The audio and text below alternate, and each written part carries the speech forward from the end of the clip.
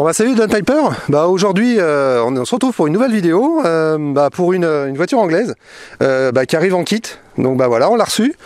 On va pouvoir se faire plaisir à la monter et puis on va pouvoir vous présenter la bête après. Ah bah voilà.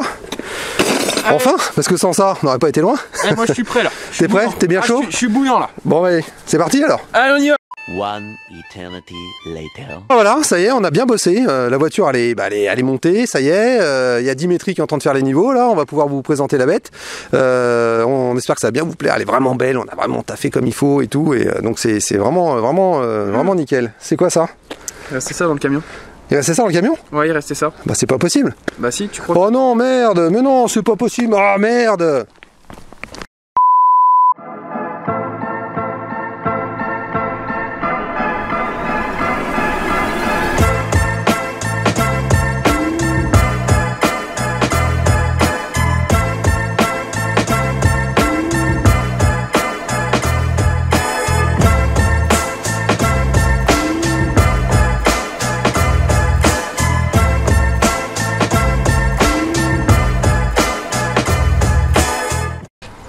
Bonjour Laurent. Salut Emmanuel. Merci beaucoup d'être là avec nous aujourd'hui pour présenter ta voiture. Alors du coup, ceux qui regardent la vidéo vont se dire ah ouais, ok, c'est une Lotus 7. C'est pas une Lotus 7. Non, c'est pas une Lotus 7, c'est une Inca Terram. Voilà. Qu'est-ce qu'on a d'autre? Ce n'est pas une Locust, ce n'est pas une Donkervort. Oui, c'est une Tiger. C'est une Tiger. Tiger, c'est une marque à part entière. Hein. Donc Wisbech, sud de l'Angleterre. Fabrique majoritairement des voitures de course et quelques modèles qui ont pu être homologués. Oui. Donc à savoir qu'en Angleterre on en voit beaucoup, on en voit beaucoup moins en France. Oui, c'est ça, c'est que c'est ce que tu me disais en fait, c'est que la voiture elle est rarissime réellement. C'est ça, tout à fait. Parce que donc il y en a a priori. A priori, on serait entre 3 et 5 Tiger roulant en France. Oui, ok. Pourquoi la problématique, c'est l'homologation sur ces véhicules. Et donc celle-ci, j'ai eu la chance de la trouver. Elle est arrivée en France par un Anglais qui est venu habiter en France, donc qui l'a emmenée dans sa valise, concrètement, et qui l'a passée en RTI pour pouvoir la vendre à la personne à qui je l'ai achetée. Voilà, c'est ça. Je suis le troisième propriétaire. Troisième propriétaire, parce que du coup, la voiture, elle est de 1993. Elle est 93. Donc finalement, elle a très peu de kilomètres, tu me disais. Non, elle a 16 000 miles depuis l'assemblage. Donc c'est vraiment très peu, quoi. Voilà, c'est ça. Donc ça représente à peu près 25-26 000 kilomètres. Ouais, c'est vraiment très peu. Alors normalement, c'est des voitures vendues en kit, comme on a montré en intro, mais là, du coup, celle-ci, elle a une particularité, parce qu'elle a été, du coup, montée. Elle est montée en usine. C'est ce qu'on appelle une factory built. Oui, directement. Donc assemblée à l'usine. Donc c'est un châssis, c'est une carrosserie polyester sur châssis tubulaire en acier. Oui. Concrètement, les pièces se fabriquent encore. Et donc Tiger, sur demande, on le verra tout à l'heure dans la documentation, pouvait proposer cette voiture comme on achète une Clio. On pouvait acheter une Tiger Super 6. Voilà, c'est ça. Mais très peu en fait ont été vendus en factory built. Pourquoi? Tout simplement, c'est que quand on assemble sa voiture en Angleterre, on ne paye pas certaines taxes. Oui, voilà, c'est ça. C'est ce qu'on voit d'ailleurs dans un des documents que tu m'as ramené. C'est ça. En fait, on voit que du coup, au niveau il y a le prix de la voiture, c'est marqué plus taxe en fait. Voilà, c'est ça. Parce que si on veut, on veut acheter soit la voiture montée, soit la voiture, on la reçoit en kit à la maison et puis on la monte. Tout à fait. Alors ça, c'est des documents d'époque. C'est des documents d'époque. Et donc que tu as retrouvé après avoir acheté la voiture. Tout à fait. Après avoir fait quelques recherches, donc j'ai un dossier complet. Je sais exactement ce qui a été fait dessus depuis son arrivée en France, concrètement. Et j'ai réussi à retrouver la doc de l'époque. Avec tout le détail. Voilà, où on a la brochure, donc... Ouais, c'est ça, il y a un petit peu de... C'est vrai que c'est sympa, je sais pas si tu vois, mais on a vraiment la doc du départ, hein. Donc c'est bien une Tiger Super 6, hein. On va vous apprendre des choses aujourd'hui, je pense. Et donc du coup, celle-ci au niveau motorisation... Alors, C'est un moteur Ford 1600. C'est un Ford. Donc, okay. Ce qu'il faut savoir, c'est que c'est un moteur qui est assez ancien dans sa conception. Oui. Il a été conçu fin des années 60 en collaboration avec Lotus dans les débuts. Donc, la conception de base, c'est un moteur qui a beaucoup évolué. 1100, 1300, 1600. Là, c'est la version 1600 avec arbre à cam latéral. Oui. Okay. Et donc, on n'a pas de soupape. On a les soupapes en tête, mais l'arbre à cam est sur le côté, actionné par des tiges. Et là, comme on le verra tout à l'heure, donc c'est un moteur qui est relativement facile à préparer. Oui, c'est ça. Donc les Anglais se font souvent plaisir avec ce type de moteur qui n'est pas forcément le plus puissant de base, mais qui est très léger et très robuste. Oui, c'est ça. Et du coup, tu me disais au niveau puissance, celui-ci, donc ta voiture, du coup, elle développe... Dans sa configuration actuelle, elle développe aux alentours entre 140 et 145 chevaux. Ok, pour 600 kg. Pour 600 kg. Donc le rapport poids-puissance, je vous laisse faire le calcul, mais c'est quand même super bien placé. Hein. C'est ça. On est vraiment très bien placé en fait. Et après, donc on discutait également du châssis. Donc la partie arrière, donc il y a une spécificité parce qu'il y avait deux versions en fait, une version beaucoup plus évoluée. Tout à fait. Mais qui est hyper rare. Déjà que là on est sur quelque chose de quand même très très rare. Voilà. Donc le Saint Graal, après j'en ai vu une sur un groupe anglais. J'en ai croisé qu'une virtuellement. Hein. Ouais. Donc là on est sur une configuration, un groupe motopropulseur. On a le moteur, la boîte, le pont, le différentiel, le pont arrière. Ouais, c'est ça. Donc là on est sur un pont arrière rigide de Ford Cortina. Okay. Donc c'est un montage assez à l'ancienne. Et on a une version avec les 4 roues indépendantes et train arrière triangulé. Donc c'est celui-là qui est super rare. Celui-là est extrêmement rare sur le châssis Super 6. Après ça arrive de série sur les séries d'après. Hein. Donc Tiger R6, Tiger Avon ont des châssis triangulés. À l'arrière, là, on est sur un pont rigide. Ok. Et du coup, toi, tu as fait quand même quelques modifs. Oui. Au niveau, tu me parlais du coup du pare-brise déjà, où tu as modifié. C'est ça. Hein. Donc j'ai supprimé le pare-brise. Oui. Donc cette partie-là était. Voilà, tout à fait. Donc on avait un pare-brise plat. Là, donc tout simplement, on a ce qui s'appelle le stanchion, la barre. En fait, une barre en aluminium, donc qui est issue de chez Caterham. D'accord. Et donc les fameux Brooklands. Donc les Brooklands, c'est pas on appelle ça des Brooklands. On les trouve sur relativement beaucoup de véhicules. Hein, c'est ce qui est assez. Ils sont fabriqués à Brookland justement. Et ils étaient utilisés sur les voitures de course d'époque. C'est vraiment sympa. Hein, et c'est toujours la même fabrication depuis 1925. Donc c'est moulé en aluminium. C'est beau, hein, c'est une belle pièce. Hein, c'est sympa. Hein. Voilà. Donc. Et du coup, toi, au niveau intérieur, tu as laissé. Donc les sièges sont identiques. Les sièges sont d'origine. Voilà. Et après. Il y a une légère modification sur l'assise du passager où le précédent propriétaire, qui était un petit peu plus petit que moi, a monté l'assise sur rail de réglage. D'accord. Donc de manière à pouvoir avancer, reculer l'assise. Sinon, les sièges sont posés directement sur le châssis. Alors ça, c'est du rajout C'est du rajout. C'est du rajout, c'est du chrono en fait. C'est du détail, c'est un rallygraphe que j'ai converti en horloge. Hein. Ouais, c'est ça. Donc on garde un petit peu l'atmosphère, l'ambiance de la course automobile. Hein. Ok, bah oui, c'est sympa là comme ça. Hein. C'est vraiment épuré. Donc, ça donne un style.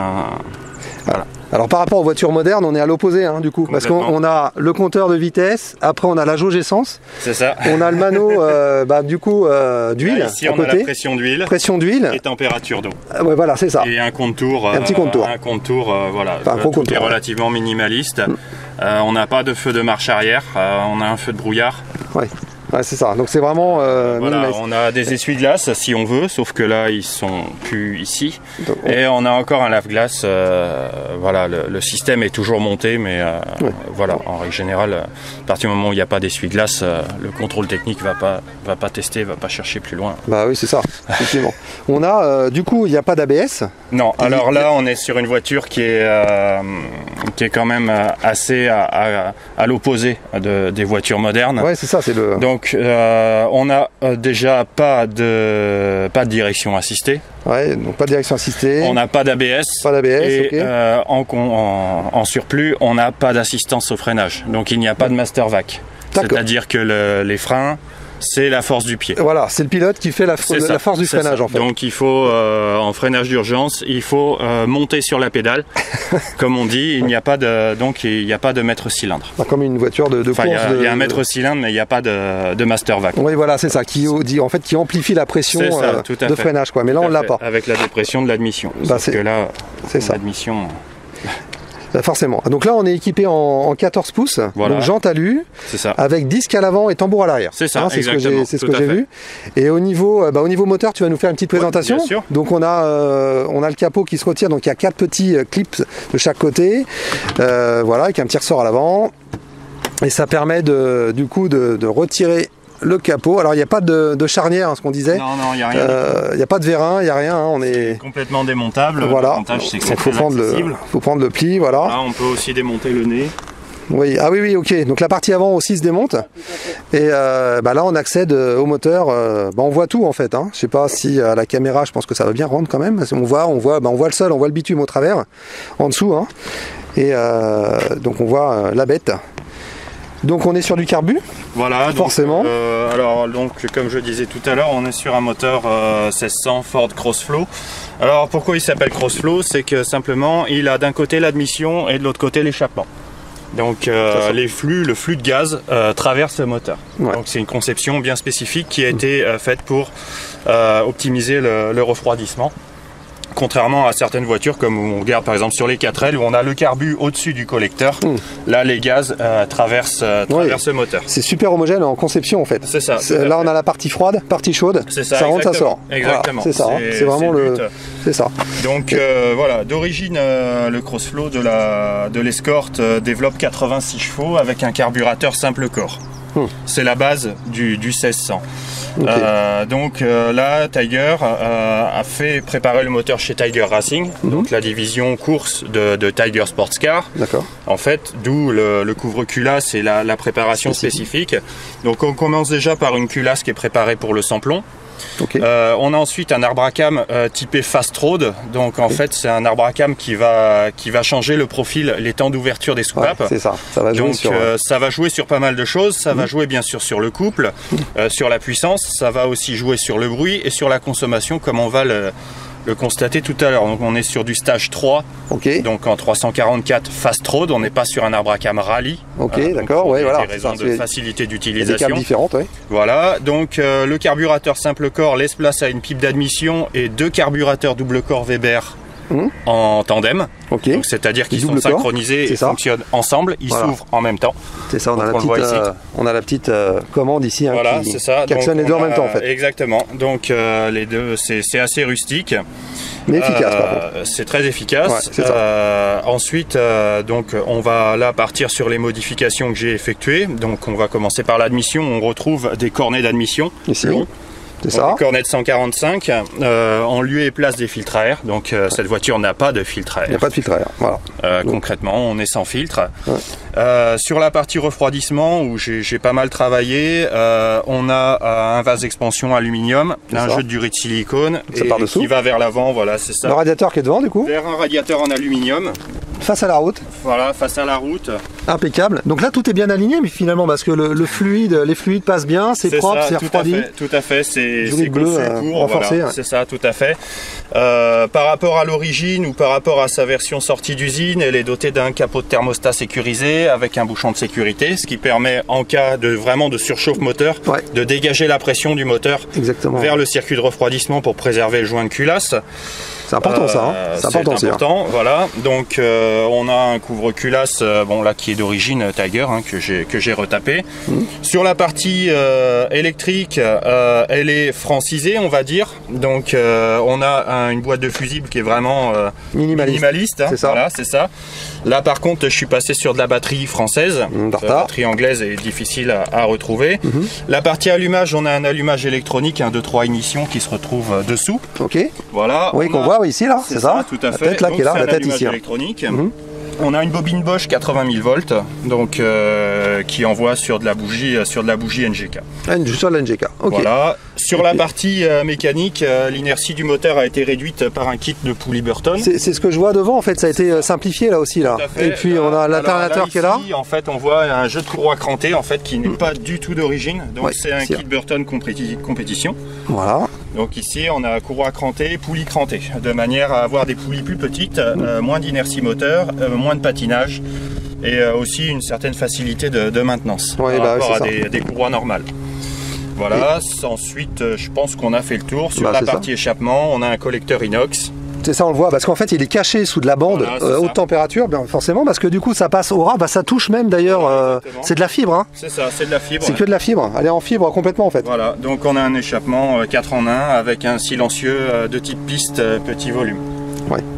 Donc ça reste minimaliste. Et on voit bien le châssis dessous tubulaire. Enfin, c'est pas tubulaire, en fait, il y a une section carrée réellement. Voilà, c'est des sections carrées. C'est une section carrée. Des tubes, c'est quand même le tube technologiquement peut être carré. Oui, on est d'accord, c'est ça. Il peut être carré. Donc moi aussi au début, je me pensais châssis tubulaire. Ouais, c'est ça, mais en fait, il y a deux. Je me suis aperçu qu'un tube pouvait aussi être carré. C'est l'appellation est la même, mais. Voilà, c'est ça. Donc châssis entièrement tubulaire, carrosserie en polyester. On a un fond plat en fait en tôle. Oui, en dessous, ok. Donc voilà, c'est. Et je vois en fait elle est numérotée. Elle est numérotée. C'est la 124. 124 en numéro de châssis. Après le châssis tubulaire a son propre numéro aussi. Oui. Donc voilà, c'est la 124e sortie en Super 6 où là après j'ai pas tellement de documentation. Je sais que je suis en lien de temps en temps avec l'entreprise concernant les pièces ou la compatibilité. Oui, bien sûr, c'est ça. Mais après j'ai pas été vraiment dans le détail. Il faudrait que je me déplace là-bas pour les visiter. Bien sûr. Mais voilà. Et sinon en fiabilité, ça démarre tout le temps. Ça démarre tout le temps. Il n'y a pas de souci. L'entretien tu le fais toi-même, je suppose. Voilà. Alors l'entretien il est relativement facile. Avec 2 vis, on démonte le nez. D'accord. Tout simplement. Okay. Donc on accède au filtre à huile. Le carter d'huile, il est accessible. Les bougies, on le voit ici. Hein. Ouais, c'est super facile d'accès. Tout est là. C'est une mobilette. Le niveau d'huile ici. Ouais. Après, on a voilà une des choses qu'il faut faire régulièrement, c'est vider le catch tank d'huile. Donc en fait concrètement. C'est de vapeur d'huile. Voilà, c'est les vapeurs d'huile. Donc ici. là, elles ne sont pas renvoyées dans l'admission, mais elles sont captées, elles sont condensées dans une capsule. Donc il faut penser à vidanger de temps en temps. Exactement. Après, l'avantage, c'est que l'état de l'huile de cette capsule nous permet de voir un peu l'état de santé du moteur. Ah, exactement. C'est-à-dire que si on a un peu de mayonnaise, c'est qu'on a de l'huile dans l'eau, donc c'est pas forcément bon. Et si on a une odeur d'essence qui est très forte dans l'huile, c'est qu'on a là, on va plus sur un problème de segmentation. Donc voilà, on peut savoir à peu près comment se porte le moteur. Et puis surtout, ce qui est bien, c'est qu'il ravale pas finalement ses propres vapeurs. Non, voilà. Là, lui, il est propre. En fait, ça l'assainit, on va dire. Systématiquement. Chose qu'on trouve plus aujourd'hui. Hein. Voilà. Ça, c'est fini, ça. Et ok. Et au niveau, alors là, il faut faire gaffe, c'est que tu as un échappement de l'autre côté. C'est ça. Et donc celui qui descend, il faut déjà pas marcher dessus, parce que je pense qu'on a vite fait de le décrocher. Tout à fait. Et la chaleur doit être. Ouais, c'est là. Non, ça va là, ça s'est refroidi. Là, c'est bon, mais c'est ça. Faut faire attention à ça. Alors après, c'est tout le contraire d'une voiture normale. Hein. Une voiture normale, on se brûlerait pas avec l'échappement. Non, on serait tranquille de ce côté-là. Sauf que là, voilà. Et du coup, si tu veux faire tes courses, il y a un petit coffre. Alors, il y a un petit coffre qui est là, on est vraiment dans le minimaliste aussi, par rapport aux Lotus qui ont un espace un peu plus grand derrière. D'accord. Donc la Tiger Super 6 a vraiment un arrière qui est extrêmement ramassé. Très large et ramassé. Quoi. Voilà, donc ça joue d'une part sur la taille du coffre. On le voit ici, on a un cric, une caisse à outils que j'ai faite, de manière à avoir, et surtout l'extincteur. L'extincteur, là, qui est complètement obligatoire sur ce type de véhicule. Du coup, le fait d'avoir l'arrière entièrement ramassé, on a un réservoir d'essence de très faible capacité. Oui, parce qu'en fait le remplissage est là. Le remplissage est là, c'est ça. Il fait, en fait, il n'y a rien qui ferme à clé réellement là. Il n'y a rien, il n'y a aucune sécurité. Il y a un Neumann. Voilà, c'est ça. Il y a le Neumann. Alors elle a quand même un anti-démarrage électronique. D'accord. Donc c'était une option de luxe à l'époque. Oui, c'est ce que j'allais dire, c'est clair. Donc on a un anti-démarrage par fiche jack. Oui, je vois le système, je me rappelle de ça. Voilà. Tout à fait. Donc après, techniquement... Et la contenance du réservoir? Alors justement, j'allais y venir. La contenance du réservoir, elle est de 25 litres. 25 litres. 25 litres. Et la conso? La consommation oscille entre 12 et 17 litres au 100. Entre 12 et 17. Donc finalement, on a quand même une consommation assez importante. Parce que du coup, 600 kg, 145 chevaux, mais bon voilà, c'est la performance. On a un rendement moteur qui est top. Pour l'époque, on a un moteur qui était pas très puissant, qui est devenu puissant, mais un moteur préparé, forcément, va consommer plus. Sûr, c'est logique. Et là, on est quand même sur une préparation qui qui est pas loin de doubler la puissance d'origine du moteur. Voilà, alors c'est vrai que si on revient un petit peu dans les années, un 1,6 litre chez un Peugeot 205 GTI, on était à 105 chevaux. Après, on a une version à 115. C'est ça, avec de l'injection. Avec de l'injection, et l'1,9 litre faisait 130 chevaux. C'est ça. Et là, on est sur un 1,6 litre de 145 chevaux. À carbu et à bracam latéral. Voilà, donc du coup, c'est pas si mal. Voilà, tout à fait. On est bien d'accord. Tout à fait. Ok, bon bah maintenant on va aller faire un petit peu de roulage, voir les sensations du copilote, voir ce qu'il en pense. Et puis voilà, on va découvrir ça en même temps que toi à rouler, ça va être impeccable. Ok, très bien. Allez, c'est parti.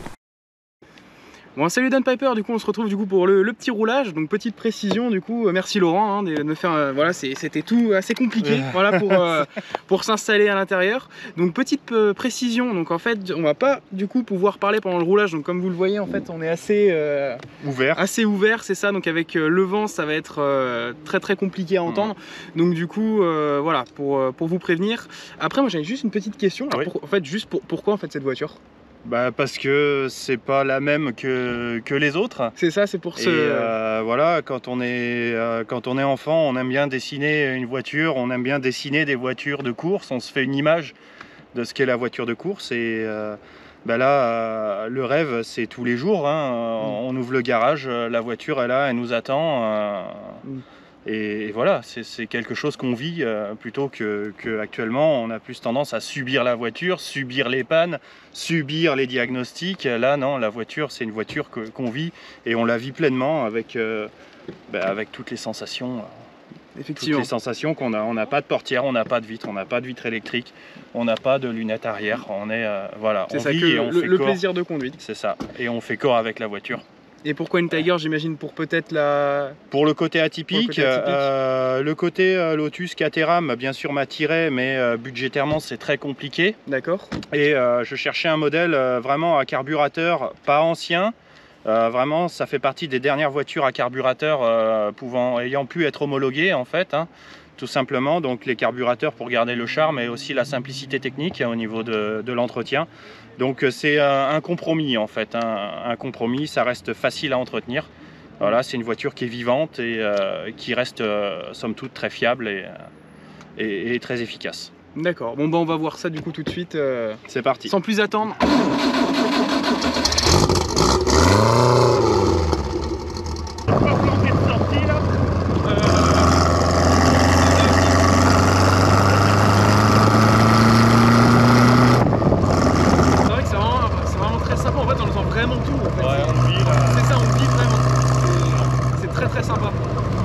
L'échappement, l'air, la transmission.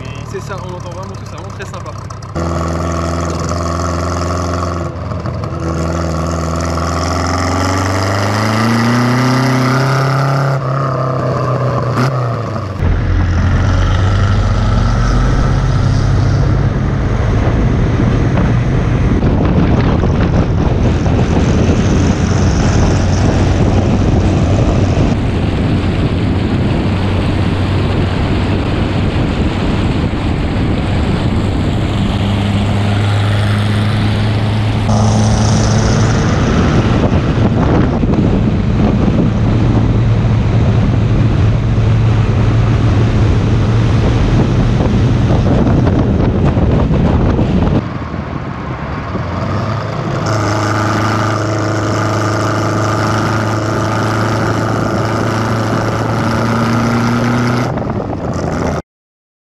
Bon bah voilà, je crois qu'on a fait un petit tour. Ouais. Alors ça s'est passé comment? Bah c'était magnifique. Maintenant, je pense que ce qui est intéressant à vous montrer, c'est comment je suis installé. Voilà, donc toi tu mesures? Alors moi je mesure 1,75. 1,75 et donc du coup il est calé quoi. Il est calé. Donc, donc là il n'y a pas de place là, il n'y a pas de place là.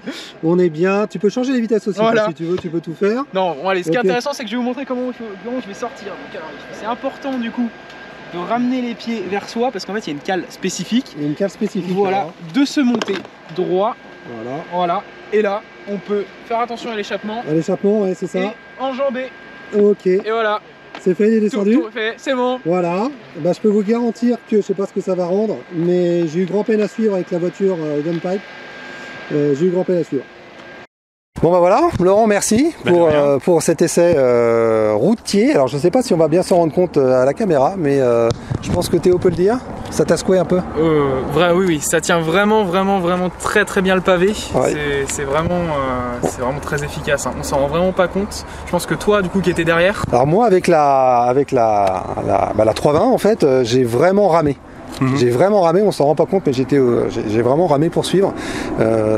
J'y arrivais pas, clairement. Et toi, tu roulais tranquillou? J'étais pas au décrochage encore. Ouais, on sentait un petit peu que la voiture voulait jouer un petit peu de l'arrière. Donc c'est un peu le moment magique en fait, hein, où on choisit soit de se calmer, soit de mettre un peu plus de gaz. Donc là, ayant un passager et étant sur route ouverte, on comprendra que la limite, on ne la dépasse pas. Oui, mais ça c'est tout à fait... Surtout avec ce type de véhicule. Oui, on est bien d'accord. Faut quand même faire attention. Donc là, non, vraiment sensation au top. Vraiment, on fait vraiment corps avec la voiture. On ressent tout. On ressent l'entrée d'air qui rentre, les pop and bang, l'admission, la direction, les boissages de vitesse. Tout, on ressent tout en fait. On n'est pas que, comme on en parlait, on n'est pas que spectateur. On est vraiment acteur vraiment de la conduite. Par rapport aux voitures modernes où on ne sent absolument plus rien. Tout à fait. Voilà.